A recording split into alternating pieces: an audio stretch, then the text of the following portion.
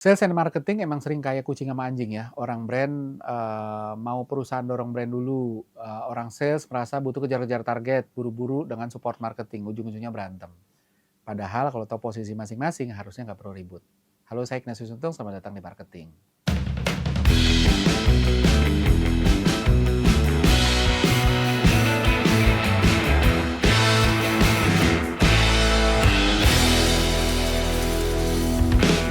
Dalam pekerjaan sehari-harinya, orang marketing yang juga bertanggung jawab soal brand seringkali berselisih sama orang sales. Selalu ada aja alasan untuk berselisih gitu ya. Tapi paling sering perselisihannya nggak jauh dari soal rebutan prioritas. Orang marketing sering prioritasnya sesuatu yang lebih ke mid and long term branding gitu ya. Ini kan brandnya harus dijaga dan sebagainya. Sementara orang sales biasanya pragmatik banget, butuh sesuatu yang immediate hasilnya. Gue udah kejar-kejar target nih, kalau gue nggak nyampe, bulan depan gue udah selesai nih gitu ya. Nah, ini masalah klasik yang selalu terjadi dimanapun dan mereka saling nyalahin. Padahal percaya deh, kalau masih saling nyalahin, kemungkinan mereka masih belum ngerti porsinya masing-masing dan bahwa mereka tuh sebenarnya harusnya bisa saling support. Perselisihan ini nggak seharusnya terjadi kalau mereka ngerti prinsip-prinsip penting dalam sales dan marketing. Yang perlu dimengerti adalah bukan sekedar keren-kerenan, maka revenue perusahaan juga harus selalu jadi prioritas gitu ya. Bukan cuma gara-gara, oh kalau gue capai target keren gitu ya. Jadi revenue itu penting, karena pengeluaran kantor termasuk gaji pegawai nggak bisa dibayar pakai brand equity. Perusahaan butuh uang untuk bayar itu semua. Makanya istilahnya cash flow is king. Kalau perusahaan nggak punya uang, ya nggak bisa beroperasional, termasuk nggak bisa bayar gaji kita. Apa mau kita gajian? Nggak gajian terus dibilang, ya ntar ya lagi bangun brand nih, kan nggak mau. Nanti kalau brand udah gede, nanti kita semua kan untung. Enggak lah, nggak mau lah. Karena pengeluaran kita sehari-hari sebagai pegawai, sebagai keluarga gitu ya, termasuk buat bayar anak sekolah, itu kan juga nggak bisa dibayar pakai brand. Jadi revenue itu penting dan harus dikejar. Walaupun cash flow nggak cuma datang dari sales revenue. Nah, harus balik lagi ke prinsip dasarnya, perusahaan itu didiriin untuk cari duit gitu, dan orang marketing harus punya critical thinking untuk selalu mempertanyakan soal apa yang lo kerjain dan apa dampaknya untuk sales, karena nggak dikit orang marketing yang terlalu sibuk ngelakuin sesuatu yang nggak berdampak pada bisnis dengan alibi, ya kan butuh waktu, padahal yang dilakuin nggak bakalan menghasilkan revenue juga bahkan ketika dikasih waktu. Jadi jangan cuma puas dengan vanity metric ya, impression, view, reach, click, visit dan lain sebagainya. Gue nggak bilang itu nggak penting ya, tapi butuh lebih dari itu gitu ya. Walaupun gue juga bilang bahwa nggak tercapainya sales target adalah salahnya marketing semata. Banyak faktor, tapi intinya harus punya business sense untuk bisa kritis sama apa yang kita lakuin. Hati-hati juga dengan jebakan paradoks. Di satu sisi, nggak semua yang dilakuin marketing itu langsung punya dampak, artinya nggak fair juga. Kalau semuanya diminta hasil immediate, tapi nggak semua yang nggak kelihatan immediate hasilnya akan punya hasil nanti. Jadi jangan ngumpet di balik alasan, udah butuh waktu. Dan ini yang bedain marketer yang udah ngerti bisnis sama yang bukan. Bisa bedain mana yang butuh waktu, mana yang dikasih waktu pun nggak akan jadi apa-apa. Selalu ingat, terobsesilah dengan problemnya, bukan solusinya. Jadi jangan posesif sama solusinya, karena bisa aja ternyata solusinya nggak menyelesaikan masalah gitu ya. Nah, prinsip yang paling penting ini nggak cuma orang marketing, tapi juga nggak cuma orang sales, tapi orang marketing juga. Itu harus pegang, adalah sales itu oksigen. Tanpa sales perusahaan nggak punya pemasukan. Perusahaan yang modalnya kuat kayak mereka punya tabung oksigen yang besar. Mereka bisa bertahan hidup, bayarin operasional perusahaan, termasuk gaji kita juga. Tapi suatu saat persediaan oksigen dalam tabung itu akan habis. Dan ketika habis ya perusahaan nggak bisa lagi bayarin operasional, termasuk gaji kita. Maka dari itu sales wajib diusahakan. Tapi brand itu ibaratnya fitness atau kebugaran kita. Betul, hidup penuh perlu oksigen gitu ya. Tanpa oksigen ya kita nggak bisa hidup. Tapi kalau hidup bergantung ujung-ujungnya cuma bergantung sama oksigen, ubur-ubur pun juga bisa gitu ya. Masalahnya dalam hidup itu kita pasti akan ngalamin sakit. Dan ketika sakit, maka kemampuan kita untuk mengolah oksigen yang berlimpah itu pun menurun. Sama kayak perusahaan yang bersaing di tengah market yang butuh produk. Tapi karena perusahaannya sakit, maka dia nggak bisa nangkepin tuh sales potensial. Nah, brand adalah fitness atau kebugaran untuk bantu kita bisa tetap nangkepin potensi bisnis yang jadi sales. Bahkan ketika semua pemain lagi kena trust issue. Misalnya ketika kekhawatiran akibat isu AMDK ya, air minum dalam kemasan, yang tempo hari isunya, ini ternyata berasal dari tanah, maka yang brandnya gede akan relatif punya kemampuan bertahan ketimbang yang kecil-kecil. Karena brand is all about trust, sehingga ketika trust terhadap kategori itu goyang, maka brand-brand besar relatif punya trust yang lebih baik, lebih punya daya tahan. Selain itu dalam kondisi normal, juga brand kasih kita persaingan lebih untuk bisa compete terhadap pesaing. Sama kayak orang balapan lari yang kebugarannya bagus, akan tetap punya tenaga, karena bisa bertahan bahkan dengan oksigen yang sama dengan yang lain. Punya daya tahan lebih panjang gitu ya. Dan perlu diingat juga pricing issue adalah brand issue. Perusahaan yang sales revenue turun ketika diskonnya dikurangin atau harganya dinaikin adalah perusahaan yang punya masalah brand. Karena artinya produknya dihargai segitu aja, harus didiskon gitu ya. Padahal brand lah yang bisa jadi pendongkrak harga. Kita sebagai konsumen kan juga suka bilang gitu ya, ini mah menang brand aja. Dan ini merefer pada produk-produk yang harganya lebih tinggi.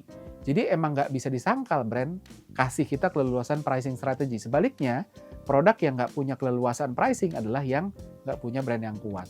Akhirnya, nggak dikit dari mereka yang ujung-ujungnya harus banding harga supaya laku. Padahal ini jebakan Batman. Perusahaan bisa hidup bukan dari berapa banyak sales revenue yang dihasilkan, melainkan dari profit yang dihasilkan. Mau laku 100 triliun, kalau profitnya cuma Rp1.000, ya nggak bisa bayar gaji. Mendingan revenue 10 juta, tapi profitnya 9 juta, masih bisa bayar gaji orang. Nah, profit itu dihasilkan dari revenue dikurangin cost kan, di mana brand punya kemampuan untuk membesarkan margin itu. Brand yang gede, marginnya makin tebal. Selain itu, revenue juga dihasilkan dari jumlah transaksi dikali average order value. Nah, diskon ini menarik turun average order value-nya, jumlah rupiah transaksinya gitu ya. Artinya dengan jumlah transaksi yang sama, revenue-nya jadi lebih kecil kalau kena diskon. Nah, marketer kan suka tuh dituduh terlalu fokus sama vanity metric karena kayak reach, impression, view, engagement, dan lain sebagainya yang nggak berdampak ke sales. Nah, business owner dan top level management pun juga suka terjebak sama vanity metric, cuma beda aja. Mereka terlalu fokus sama revenue ketimbang profit. Jadi sales revenue udah naik, tapi kok masih megap-megap aja karena profitnya segitu-segitu aja. Karena apa? Karena diskon terus gitu ya, dan brandnya nggak dibangun, jadi marginnya nggak cukup kuat. Padahal untuk generate revenue tambahan, seringkali cost-nya juga nambah gitu ya. Nah, jebakannya adalah bangun brand juga sama sekali nggak gampang. Nggak dikit orang brand yang fokus bangun brand dan kadang menomorduakan sales dengan alasan tadi, tapi sebenarnya dia nggak bangun brand.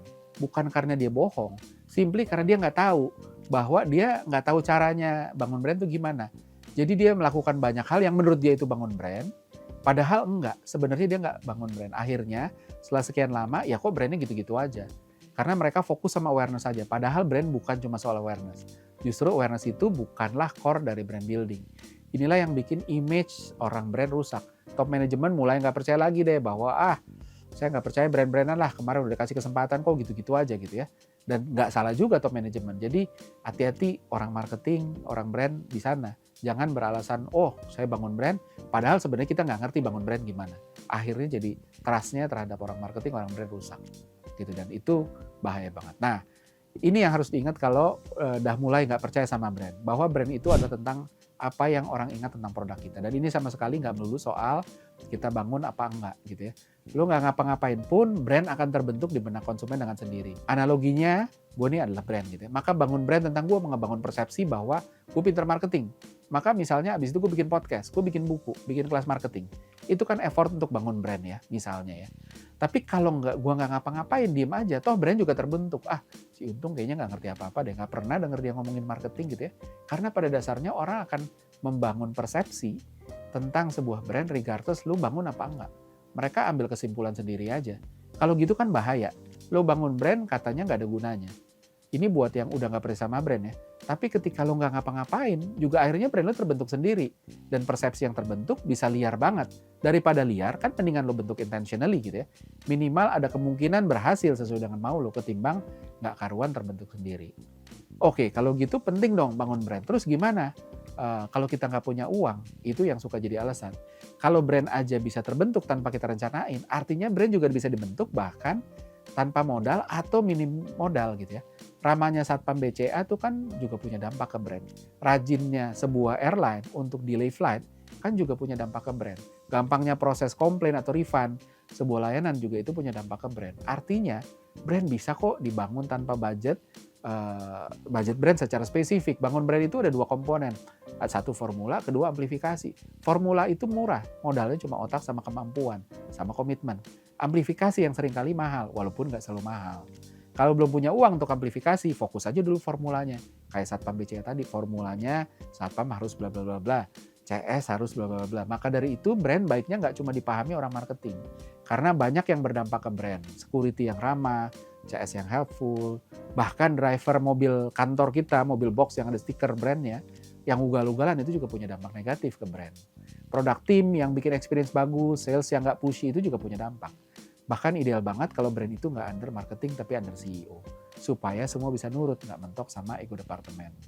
Nah, timing juga penting. Kalau kondisi perusahaan masih ngepas, modal pas-pasan, nggak punya tabung oksigen, analoginya, nggak usah sok-sokan bangun brand dengan budget gede. Karena ambruklah kita. Tapi begitu kondisi keuangan udah lega, jangan banyak alasan untuk nunda invest di brand, karena akan selalu ada persaingan dan krisis.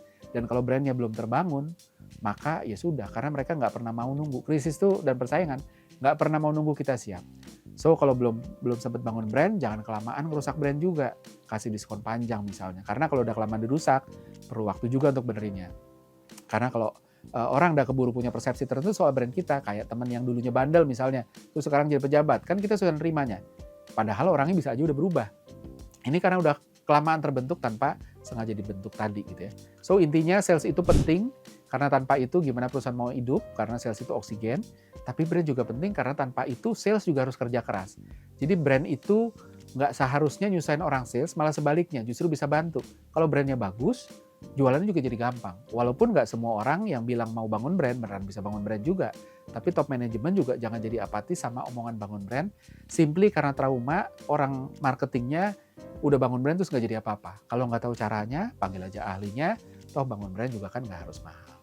Semoga membantu dan seperti biasa ada kuis pertanyaan sebagai berikut.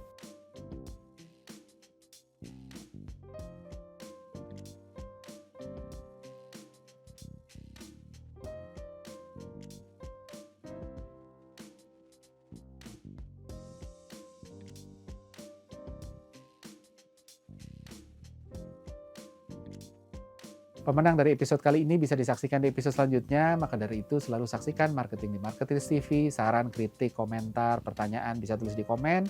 Saya Ignatius Untung, pamit undur diri.